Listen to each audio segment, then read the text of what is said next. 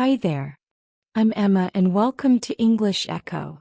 Today I'll be narrating the classic story of the Three Little Pigs. Get ready to practice your listening skills and enjoy the adventure of the three little pigs and their encounter with the big bad wolf. Let's begin. Once upon a time, there were three little pigs who decided to leave their home and build their own houses. Each pig chose to build their house with a different material. The first little pig built his house with straw. It was easy and quick to build and he was very happy with his work. The second little pig decided to build his house with sticks. It took a little longer than the straw house, but it was still fast to build and he felt proud of his work. The third little pig took a long time to build his house. He chose bricks, which were stronger and more durable.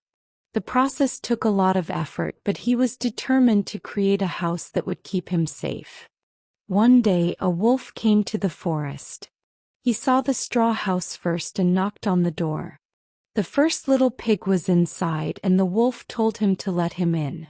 The little pig refused, so the wolf blew on the house and it fell down easily.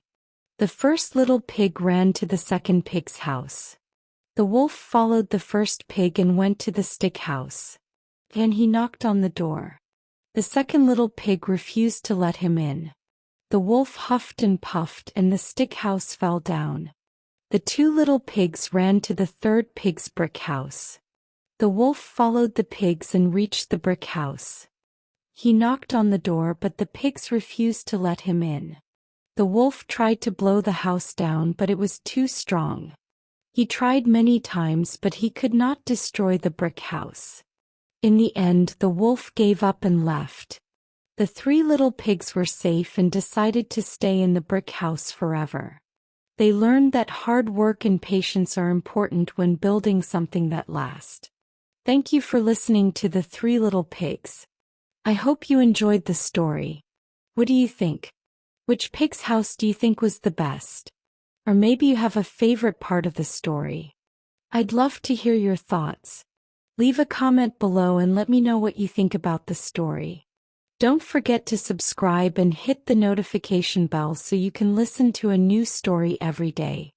Keep practicing and I'll see you in the next one.